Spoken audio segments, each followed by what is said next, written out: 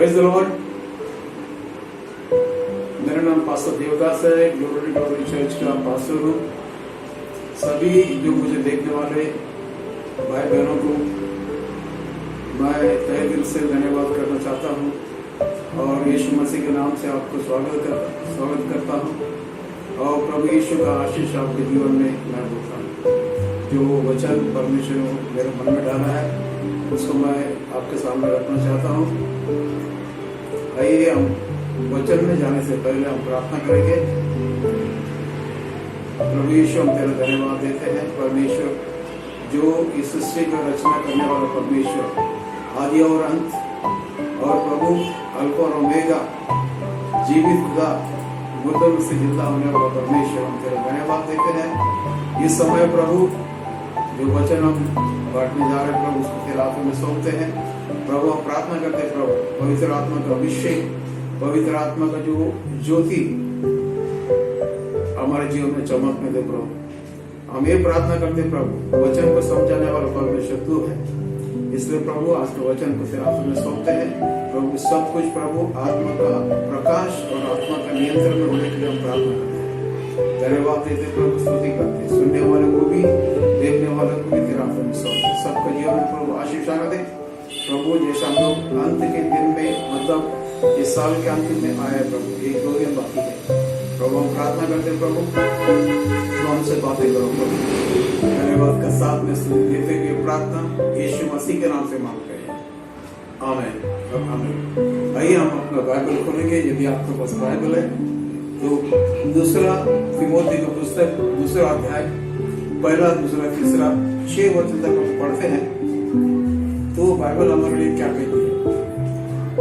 इसलिए हे मेरे पुत्र, तो उस अनुग्रह से जो मसीह यीशु में है बलवंत हो जाओ, और जो बातें, अगर तीसरा वचन पढ़ते, मसीह यीशु के अच्छे योद्धा के समान मेरे साथ दुख उठा।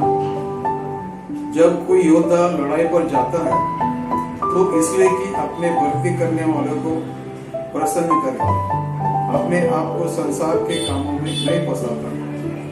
फिर अखाड़े में लड़ने वाला यदि विधि के अनुसार न लड़े तो मुकुट नहीं पाता। जो किसान परिश्रम करता है, फल का अंश पहले उसे मिलना चाहिए। ये परमेश्वर का वचन है। यहाँ पर बाइबल क्या बताती है कि पौलुस जो है, पौलुस प्रेरित पौलुस तिमोथी को लेटर लिख रहा है। तिमोथी जो है, तिमोथी को ये पौलुस ने लेकर आया प्रभु में। उसको वो कहता है वो मेरा बेटा है। पहला वो उसका खुद का बेटा नहीं है, आत्मिक बेटा है, जवान लड़का। उसे वो कहता है हे मेरे पुत्र। अभी ये जो वचन है पौलुस नहीं कहता, अभी परमेश्वर कहता है। परमेश्वर अनेक विश्वास करने वालों को कहता है, जो विश्वासी है उसको कहता है हे मेरे पुत्र। पुत्र का मतलब कैसा पुत्र बनते हैं, बाइबल बताती है यीशु मसीह को जिसने स्वीकार किया उसको परमेश्वर ने उसका संतान होने का अधिकार दिया, और जो उसको विश्वास करते हैं। और आगे लिखा है जो आत्मा से चलाए चलते हैं वे ही परमेश्वर के पुत्र है। इसलिए ये पुत्र जो है छोटा बच्चा नहीं है, ये जो मैच्योर्ड पुत्र है, जो वचन को जानता है और संसार की बातों को भी जानता है।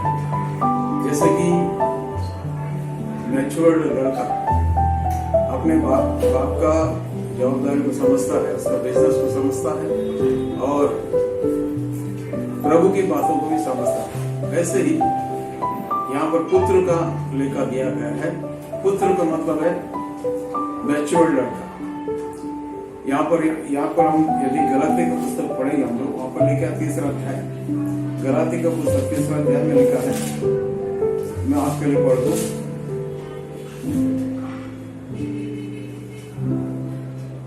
नहीं सॉरी, माफ कीजिएगा, 4था अध्याय में मैं ये कहता हूं कि वारिस जब बालक है, यद्यपि सब वस्तुओं का स्वामी है, तो भी उसमें और दास में कोई भेद नहीं, परंतु पिता के ठहराए हुए समय तक संरक्षक के और प्रबंधों के वश में रहता है। वैसे ही हम भी जब बालक थे संसार की आदि शिक्षा में शिक्षा के वश में होकर दास बने हुए थे। परंतु जब समय पूरा हुआ तो परमेश्वर ने अपने पुत्र को भेजा जो स्त्री से जन्मा है और व्यवस्था के अधीन उत्पन्न हुआ।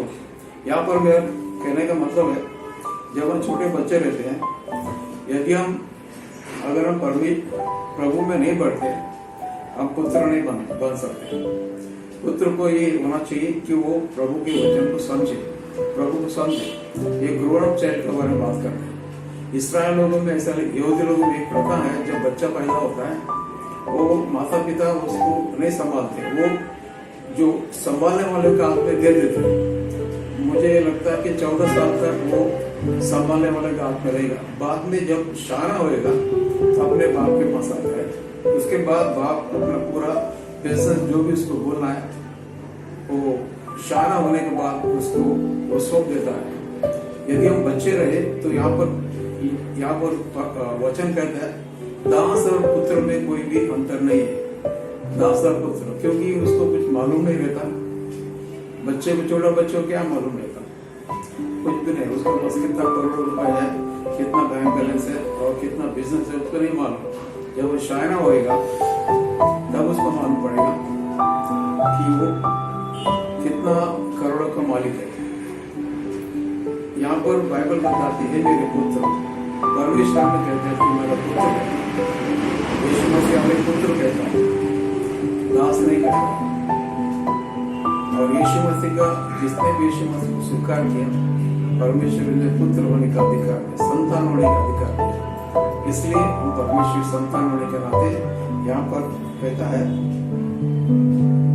हे मेरे पुत्र, तो उस अनुग्रह से जो मसीह यीशु में है बलवंत हो जाओ। यहाँ पर एक वार्निंग या चेतावनी या इंस्ट्रक्शन पौलुस अपने बेटे को, तिमोथी को देता है कि तू परमेश्वर का अनुग्रह में बलवंत होते जाओ। यहाँ पर हम देखते हैं और एक बात, अनुग्रह में मिला है। जब यीशु को हमने ग्रहण किया, हम अनुग्रह में चलते हैं। और अनुग्रह का मतलब है, बाइबल बताती है, यूहन्ना का पहला अध्याय 16-17 में लिखा है कि मूसा के द्वारा व्यवस्था आया, परंतु यीशु के द्वारा अनुग्रह और सच्चाई के द्वारा अनुग्रह को आया। तो जिस दिन हमने परमेश्वर ग्रहण किया, उस दिन से हम अनुग्रह में चलते हैं। अनुग्रह मतलब परमेश्वर पर बढ़ने के लिए अनुग्रह की जरूरत है। हमारा उद्धार भी अनुग्रह से हुआ है। अनुग्रह एक दान हमको दिया परमेश्वर ने, हम इसको कमाए नहीं, उद्धार हमने कमाए नहीं, उद्धार हमको परमेश्वर की ओर से मिला है, वो दान है। ऐसा इफिसियंस का 2 अध्याय 8 वचन में लिखा है। तो ये अनुग्रह में हमको बढ़ते जाना है। अनुग्रह खत्म होने वाला है। जब यीशु दोबारा आएगा उस समय से अनुग्रह खत्म होएगा। और इससे पहले हमको पौलुस कहते हैं अनुग्रह में बढ़ते जाओ। हमको पाप करने के बाद अनुग्रह, पाप क्षमा के लिए अनुग्रह की जरूरत है। उसके लिए परमेश्वर अनुग्रह नहीं दिया। परमेश्वर अनुग्रह इसलिए दिया कि हम उसमें बढ़े। और बाइबल में बताती है, तुम परमेश्वर को अनुग्रह को जानते हो, वो अमीर होकर भी तुम्हारे लिए गरीब बना, ताकि उसके कंगाल होने से तुम अमीर हो जाओ। ये हमारे लिए एक अनुग्रह परमेश्वर ने दिया है। हमारा उन्नति, हमारा आशीष, ये सब अनुग्रह से हमको परमेश्वर से मिलता है। इसलिए पौलुस तिमोथी को याद दिलाता है, तो परमेश्वर मसीह यीशु का अनुग्रह में बढ़ता जाए, बलवंत होता जाए। हमें अनुग्रह में बलवंत होना है और हम अनुग्रह को फायदा नहीं उठा सकते। प्रभु में बढ़ने के लिए हमें अनुग्रह की जरूरत है। इसलिए पौलुस यहाँ पर एक चेतावनी देता है और इंस्ट्रक्शन देता है या उसको उत्तेजित करता है कि तुम परमेश्वर के अनुग्रह में बढ़ते जाओ। हमें हर एक विश्वासी को परमेश्वर के अनुग्रह में बढ़ते जाना है। हम परमेश्वर का अनुग्रह का फायदा नहीं उठा सकते।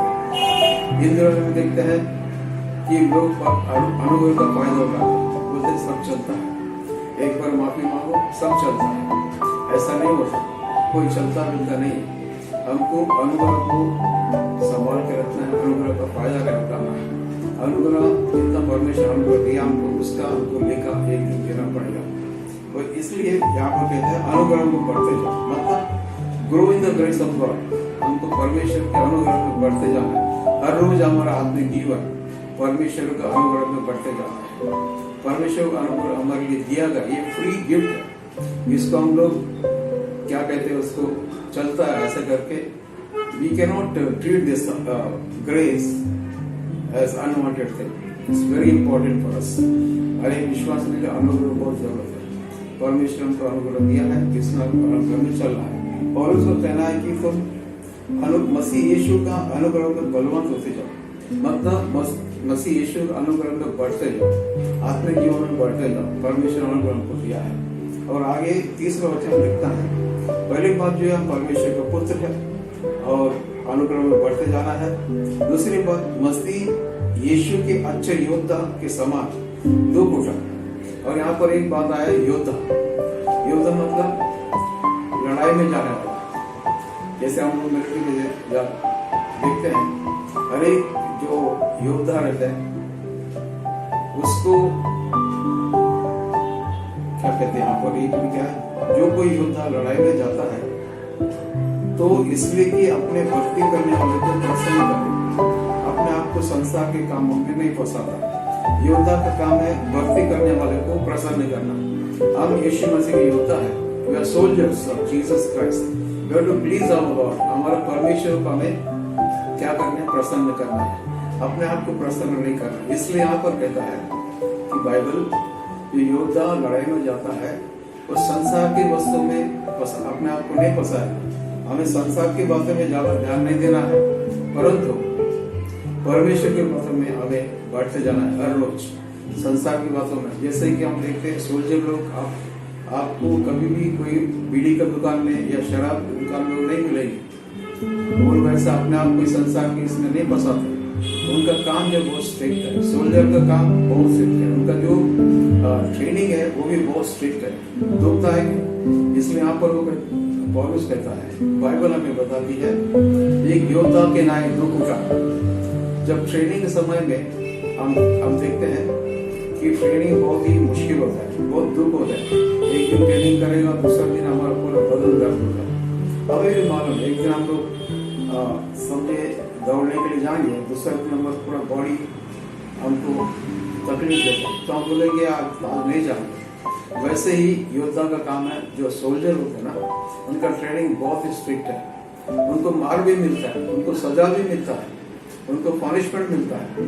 तो मेरा कहने का मतलब ये है कि हर एक विश्वासी को इतना स्ट्रिक्ट होना चाहिए, इतना शिस्तबद्ध होना चाहिए, डिसिप्लिन होना चाहिए। यीशु ने बोला डिसाइपल बनाओ। डिसाइपल का मतलब है डिसिप्लिन।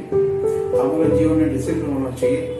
कैसा हम बात करते हैं, कैसा हम लोग खाना खाते हैं, कैसा हम लोग बैठते हैं, ये सारी बातें मसीह जीवन में क्या लागू होता है। तो कोई बोले कि क्या मसीह लोग है क्या, इसमें कोई शिस्त नहीं है, कोई डिसिप्लिन नहीं है। हमको परमेश्वर ने डिसिप्लिन करने के लिए बोला। हम यहाँ वहाँ हम लोग घूम नहीं सकते, ऐसे अरे गहरे जैसे हम बात नहीं कर सकते, क्योंकि हम लोग चुने हुए लोग हैं, राज बदलदारी है, परमेश्वर के लोग हैं। और परमेश्वर के लिए परमेश्वर ने हमें चुना है, उसकी महिमा करने के लिए। तो मिलिट्री में जो जाते हैं सोल्जर लोग हैं, उनका एक ही काम है, उनका जो कैप्टन है, उनका जो मेजर है, उसको खुश करना, और मेजर का हर एक इंस्ट्रक्शन उसको फॉलो करना है। सो हम सोल्जर होने के नाते यीशु मसीह की हर एक बातों को हमको मानना है, उसके आज्ञाओं को मानना है। तो यहाँ पर हम देखते हैं कि सोल्जर का काम दोस्तों है। यहाँ पर वो कहता है, पौलुस कहता है कि दुख उठा, मेरे साथ दुख उठा। जैसा सोल्जर, जैसा मेजर बनने के लिए बहुत सारे ट्रेनिंग है, वैसे हमें भी सोल्जर होना। यीशु मसीह का हम सोल्जर है, इसलिए सोल्जर का अनुसार हमको डिसिप्लिन में चलना है। और सोल्जर का काम देश की रक्षा करना है। हमारा काम है यीशु मसीह का नाम की रक्षा करना और लोगों की रक्षा करना, औरों को यीशु के बारे में बताना और यीशु का नाम का महिमा करना। और यीशु ने कहा, जहां तुम जाओगे उस घर में तुम आशीष देना। हमें भी कहीं भी हम जाते हैं, यीशु मसीह का सुसमाचार लेके वहां पर आशीष को बोलकर आना है। और हमें यीशु मसीह के लिए, इस सुसमाचार के लिए दुख उठाना है। क्योंकि मसीह जीवन क्या कहते हैं, हलवा जैसा नहीं है प्लेट में हमको ला के देते, परंतु मसीह जीवन जो है कार्टून का ताज है। हमको कार्टून में चलना है। अगर हम दुख नहीं उठाते जीवन में, फिर हम कहेंगे मसीह का जीवन क्या है। मसीह जिस दिन हमने स्वीकार कि हमको लोग ताने मारने लगे, लोग हमारे ऊपर हमेशा तीर रहता है, तलवार हमारे गर्दन पे रहता है। ये मसीह जीवन ऐसा ही है। अगर हम दुख में नहीं उठाएंगे, ये जीवन हम जी नहीं सकते, मसीह जीवन जी नहीं सकते। और इसमें दुख है, संकट है। अगर हम सोल्जर की से ट्रेनिंग नहीं लेंगे, तो हम विश्वासी जीवन में हम लोग आगे नहीं बढ़ सकते। इसलिए पौलुस कहता है मसीह यीशु के अच्छे योद्धा के समान मेरे साथ दुख उठा। हम पौलुस तिमोथी को कहता है मेरे साथ दुख उठा, क्योंकि पौलुस बहुत दुख उठाया था। अगर पौलुस का दुख हम देखेंगे, बहुत उसने दुख सहा, बहुत तकलीफ उठा और उपवास में रहा और समुद्र में रहा और जहाज पड़ गया उसकी। 5 बार उसने बेटे खाई यीशु मसीह का जैसा, और उसका मुंडी काटा गया था, यरूशलेम में उसका गर्दन उड़ा गया था। इस तरह का तकलीफ। वैसे ही मसीह होने के नाते हम लोग को, उसके योद्धा होने के नाते दुख से हम लोग मुकरना नहीं चाहिए। बाइबल में कहा है, पहले तिमोथी 3:12 में लिखा है, यदि हमको भक्ति का जीवन बिताना है तो हम सताए जाएंगे। हमको भक्ति का जीवन बिताना है तो हम सताए जरूर जाएंगे। कि हमारे मन में होना चाहिए हमें दुख उठाना है, और दुख के बाद सुख ही सुख है। बाइबल बता दे थोड़े दिन का दुख के लिए हम लोग वो अनंत जो सुख है उसका हम लोग त्याग नहीं सकते। हो सकते है संसार में हमें तकलीफ होगा, परंतु यीशु ने कहा मुझ पर तुम्हें शांति मिलेगी। इस संसार में तुम्हें क्या होगा? क्लेश होगा। क्लेश तो आने वाला ही है। इसलिए पौलुस पहले वार्निंग देता है कि हमें दुख उठाना है। दुख उठाने के साथ साथ हम लोग क्या हो जाएंगे? पक्के हो जाएंगे। दुख उठाते उठाते हम दुख सहते सहते हम लोग पक्के हो जाएंगे, मसीह में पक्के हो जाएंगे, मसीह का अच्छा योद्धा बनेंगे हम लोग। इसलिए हमें दुख उठाना बहुत जरूरी है। ये जीवन में दुख ये स्वाभाविक है।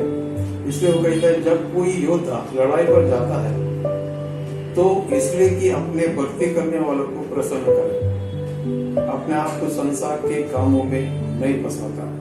हमें संसार के कामों में फंसाना नहीं है। बाइबल बताती है जो संसार का दोस्त है वो परमेश्वर का दुश्मन है।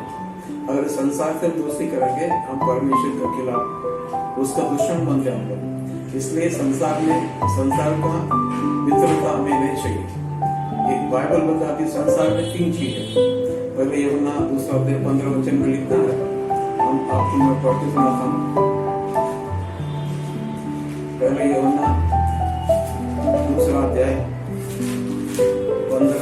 से लेकर 17 तक हम यहाँ पर पढ़ते हैं।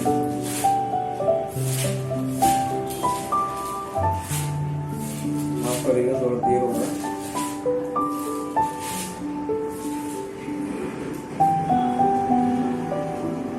तुम तो इस संसार से और संसार की वस्तुओं से प्रेम रखो न रखो।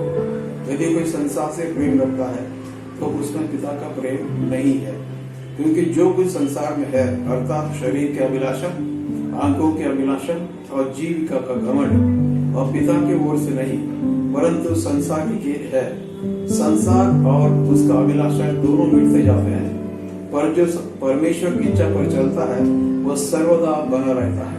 ये इसलिए वो कहता है कि अगर संसार के हम लोग अपने आप को फंसाएंगे, हम यीशु से मिलने वाला जो क्या बोलते हैं रिवॉर्ड है उससे हम लोग हाथ धोकर बैठेंगे। इसलिए यहाँ पर बाइबल बताती है संसार के कामों में नहीं फंसाना हमको। हम संसार के लिए नहीं जीते। जिस दिन से हमारा उद्धार हो गया हम संसार के लिए मर गए, यीशु मसीह के लिए हम जीते हैं। इसलिए पौलुस कहता है गलाती 2:20 में ऐसा लिखा है, मैं मसीह के साथ क्रूस पर चढ़ाया गया हूँ, अब मैं जीवित न रहा पर मसीह मुझ में जीवित है और मैं शरीर में अब जो जीवित हूँ तो केवल उस विश्वास से जीवित हूँ जो परमेश्वर के पुत्र पर है, जिसने मुझसे प्रेम किया और मेरे लिए अपने आप को दे दिया। हम संसार के लिए नहीं जीना है, यीशु मसीह के लिए जीना है। हमारा जीवन यीशु मसीह के प्रति एक उदाहरण है, इसका हमको हिसाब देना है। तो हम संसार में अपने आप को नहीं फंसाएंगे, संसार की चीजों में नहीं फंसाएंगे, परंतु यीशु मसीह के लिए संपूर्ण रूप से अपने आप को हम दे देंगे। अगर आपने अभी तक इस दुनिया में जिया है, आज आप एक मौका आपको अपने जीवन को समर्पण करो और प्रभु को अपने जीवन को दे दो और प्रभु के लिए जियो। इस संसार में कुछ भी नहीं, अपने आप को संसार में हम नहीं फंसाएंगे। संसार शैतान हमें फंसाने के लिए कोशिश करता, हमेशा हमारे खिलाफ वो बोलता है। जैसे कि हवा को शैतान ने फंसाया, शैतान ने हवा को झूठ बोला, वो फल खाई और अपने आदम को भी खिलाया, दोनों फंस गए। ये संसार की बातें उसने उसको फंसाया। परमेश्वर ने बोला था कि फल मत खाना और भले बुरे का जो फल, पेड़ का फल है उसको नहीं खाना। तो लोगों ने खाए शैतान की बातों को सुनकर। शैतान वचन का खिलाफ बात करता है। शैतान हमें विश्वास से भटकने के लिए हमें उस्काता है, तो हमें उसके बात नहीं सुनना है। संसार के लिए अपना आंखें, अपना कान सब बंद करना है, प्रभु यीशु के लिए हमें जीना है। संसार में हम रहते हैं, यीशु ने कहा इस संसार में रहते हैं, परंतु वो संसार के नहीं है, हम संसार के नहीं है, परंतु संसार से परमेश्वर हमें चुना है। हम लोग संसार में थे, यीशु ने कहा तुमने मुझे नहीं चुना, परंतु मैंने तुम्हें चुना है ताकि तुम जाकर फल लाओ और तुम्हारा फल ठहरे। संसार में हम लोग थे, मैं संसार में था, संसार की भीड़ में से परमेश्वर मुझे चुना और उसके महिमा के लिए अभी तक खड़ा किया। तो हमें ऐसा होता है कभी भी कि संसार की बातों को हम देखें, संसार में रहे और संसार में रहते हुए अड़ोस पड़ोस जो भी है उसका जो क्या कहते हैं, उसका जो असर हमारे जीवन में आता है और संसार की बातें में अपने आप को दे देते। तो क्या हुआ, तो परमेश्वर कहते सब तुम संसार के नहीं हो, मैंने तुझे खरीदा है। जिसने हमको खरीदा है, जैसे कि मेरा पुस्तक है, मैं उसको खरीदता हूँ तो मेरा हो जाता है, मैं उसको पर अधिकार जता सकता हूँ, ये मेरा है, मैं उसको खरीदा है, मैंने उसको नाम दे के खरीदा है। वैसे ही बाइबल में बताती, 1 कोरिन्थियों 6:20-19 में लिखा है तुम परमेश्वर को मंदिर हो, तुमको दाम देकर छुड़ाया गया है। इस संसार से परमेश्वर ने दाम देकर छुड़ाया, हम अपने आप के नहीं है, परंतु वहां पर लिखा है शरीर में होकर परमेश्वर को महिमा करो। हमें इस शरीर में रहकर परमेश्वर को महिमा करना चाहिए। अगर हम संसार के होते हैं, संसार के नहीं, अगर हम यीशु के हैं तो यीशु के नहीं हैं। तो हमें संसार में अपने आप को नहीं फंसाना है, परंतु यीशु मसीह के लिए अपने आप को संपूर्ण से अपने आप को देना है। और आगे लिखकर तुम अखाड़े में लड़ने वाला यदि विधि के अनुसार न लड़े तो मुकुट नहीं पाता।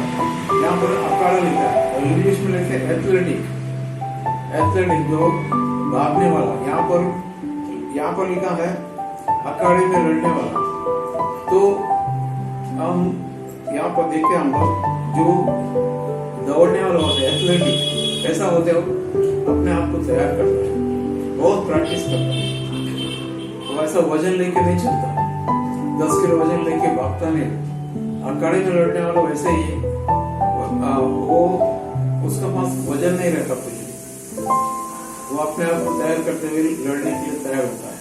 यहाँ पर लिखा है अगर लड़ने वाला क्या बोलते हैं, विधि के अनुसार न लड़े वो इनाम नहीं पाएगा। और यहाँ पर देखते हैं हम लोग ये 1 कोरिन्थियों का पुस्तक में हम देखते हैं 9वां अध्याय में, आपके लिए पढ़ता हूं मैं।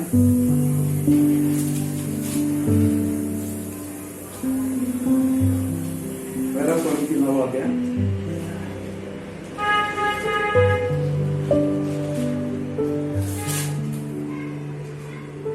24 में लिखता है क्या तुम नहीं जानते कि दौड़ में दौड़ने वाला दौड़ में सभी दौड़ते हैं, परंतु इनाम एक ही ले जाता है। तुम ऐसे ही दौड़ो कि जीतो। हर एक पहलवान सब प्रकार का संयम करता है। वे तो एक मुरझाने वाले मुकुट को पाने के लिए यह सब करते हैं, परंतु हम तो उस मुकुट के लिए करते हैं जो मुरझाने का नहीं। इसलिए मैं तो इसी रीति से दौड़ता हूँ, परंतु लक्ष्यहीन नहीं। मैं भी इसी रीति से मुक्के से लड़ता हूँ, परंतु उसके समान नहीं जो हवा पीटता हुआ लड़ता है। मतलब हमें शिष्टानुसार लड़ना है। क्या बोलते हैं, इंस्ट्रक्शन जो परमिशन जो दौड़ने वाला है उसको एक इंस्ट्रक्शन दिया गया, यही लाइन में दौड़ना है, वो लाइन में हमको दौड़ना है। अगर थोड़े समय तक वो लाइन से हट गया, तो दूसरे लाइन में गया, तो उसका जो क्या कहते हैं, उसका जो रिवॉर्ड है उसको नहीं दिया जाता है।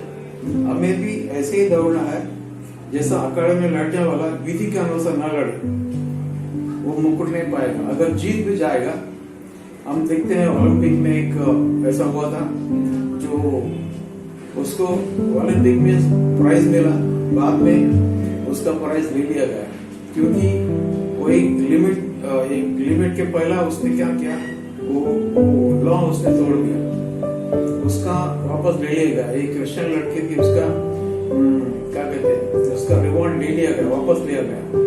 उसका बहुत बदनाम हो गया, क्योंकि वो विधि के अनुसार नहीं चली। वो पहले उसका जो रो है उसको उसने तोड़ के इस साइड में आ गई और पहला नंबर आ गया, तो भी उसका रिवॉर्ड ले लिया गया। विधि का अनुसार नहीं लड़ा उसने। यहाँ पर हम देखते हैं हमें एक डिसिप्लिन है, वो डिसिप्लिन से हमको लड़ना है। कैसे भी हम नहीं लड़ सकते। और अखाड़े में लड़ने वाला उसका एक डिसिप्लिन है, एक लॉ है, उसके अनुसार उसको चलना चाहिए। उसके अनुसार ही लड़ेगा तो ये क्या होगा, विश्वासी को एक डिसिप्लिन होना चाहिए। वो डिसिप्लिन के अनुसार उसको चलना है, डिसिप्लिन के अनुसार उसको दौड़ना है, तो ये वो क्या करेगा, उसको रिवॉर्ड मिलेगा, उसको अवार्ड मिलेगा, उसको बख्शिश मिलेगा। जैसे कि पौलुस ने कहा, इस संसार में बहुत सारे लोग दौड़ते हैं, मगर सबको यहाँ पर ये नहीं मिलता, रिवॉर्ड नहीं मिलता है। अगर प्रभु में हम दौड़ते हैं, जितने भी लोग दौड़ेंगे सबको रिवॉर्ड मिलेगा और सब पहला नंबर आएंगे। इसलिए हमको लक्ष्यहीन नहीं दौड़ना है। हमारा एक ही लक्ष्य है, क्रूस के ओर देखकर हम चलते हैं। जैसे कि इब्रानियों का 12 अध्याय में लिखा है, वहां पर ऐसा लिखा है कि यीशु को ताकते हुए हमको इस दौड़ को दौड़ना है। हमें मालूम होना चाहिए कि विश्वासी लोग एक दौड़ में है। जिस दिन हम विश्वास करते हैं, एक दौड़ में खड़े हो जाते हैं। हमें वो दौड़ को दौड़ना है, विश्वास की दौड़ को दौड़ना है, यीशु मसीह को देखते हुए, उसको सामने रखते हुए, उसके ओर हमको दौड़ना है, उसके डायरेक्शन से हमको दौड़ना है, उसके अभिषेक से हमको दौड़ना है, उसका इंस्ट्रक्शन से हमको दौड़ना है। हम